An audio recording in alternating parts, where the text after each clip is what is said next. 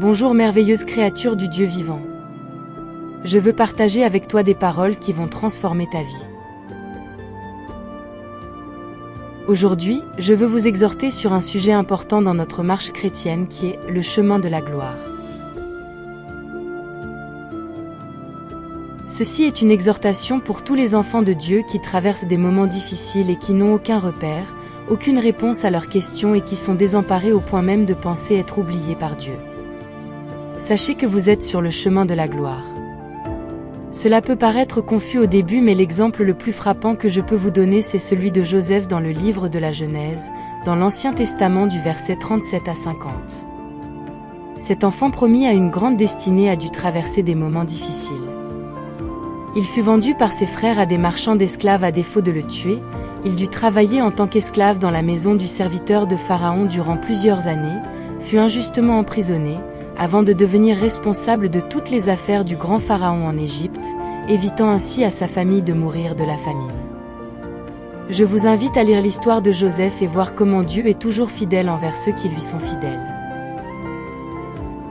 C'est ainsi que nous revenons à notre exhortation, le chemin de la gloire.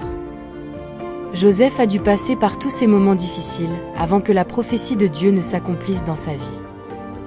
Malgré sa tristesse et ses souffrances, il est resté toujours persévérant, gardant une foi inébranlable, sachant que ce que Dieu dit finit toujours par s'accomplir. Il n'a failli en rien, respectant toujours la volonté du Seigneur. Suite à ce parcours, Dieu l'éleva. Aujourd'hui, nous en tant qu'enfants de Dieu, avons la grâce d'avoir le Saint-Esprit, qui en plus d'être le consolateur, nous éloigne des voies du mal, et nous garde dans la présence de Dieu, car nous sommes humains et avons des faiblesses. Cependant, avec le Saint-Esprit, nous pouvons surmonter les tentations et les épreuves, tout en affermissant notre foi sur le chemin de la gloire. À la sortie de cette exhortation, je souhaiterais que vous reteniez les 3 I dans le chemin de la gloire. Que sont-ils ? Il s'agit de l'intimité, de l'introspection et de l'intercession. Je vais essayer de les développer. Dans l'intimité, il est question de l'intimité avec notre Père Céleste, notre Créateur. Pour arriver à cette intimité, nous devons passer par la repentance, reconnaître notre nature pécheresse, et accepter que nous sommes sauvés par le sacrifice de notre Seigneur Jésus à la croix, et par sa résurrection qui nous donne l'autorité sur toutes les forces du mal. Par la suite, nous devons maintenant développer cette intimité par la prière, la méditation de la parole de Dieu et inviter l'Esprit Saint afin de nous guider dans notre vie de tous les jours, afin que toutes nos actions glorifient notre Dieu. Nous pouvons appuyer cela par ces versets suivants. Car Dieu a tant aimé le monde qu'il a donné son Fils unique, afin que quiconque croit en lui ne périsse point, mais qu'il ait la vie éternelle.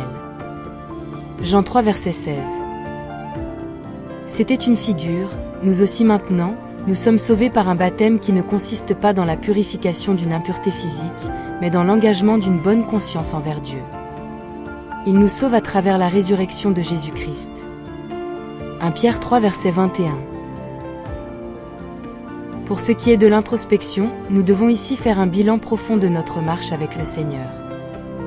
Analyser notre vie dans tous les domaines, nos rapports avec les autres, comment nous nous voyons nous-mêmes.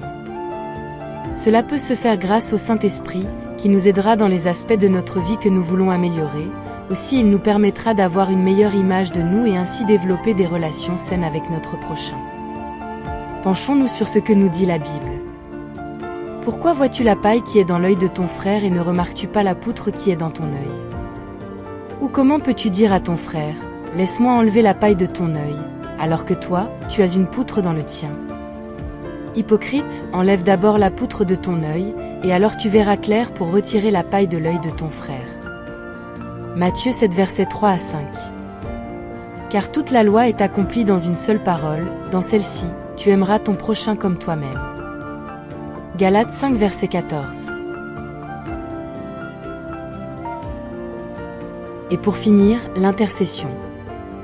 Dans ce dernier point, il est question de se mettre au service de l'autre, comme notre Seigneur Jésus, qui en toute humilité lavait les pieds de ses disciples, apportait la bonne nouvelle à tous sans distinction, guérissait les malades. L'intercession au sens propre est le fait d'intervenir en faveur de quelqu'un, parler pour cette personne. Nous savons que notre Seigneur Jésus intercède pour nous auprès du Père comme il est dit dans Romains 8, versets 33 à 34. Qui accusera les élus de Dieu? C'est Dieu qui justifie. Qui les condamnera?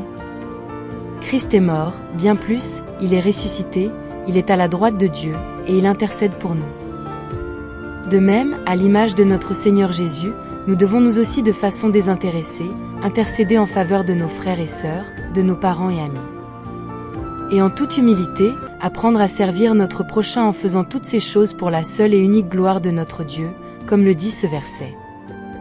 En effet, le Fils de l'homme est venu non pour être servi, mais pour servir et donner sa vie en rançon pour beaucoup.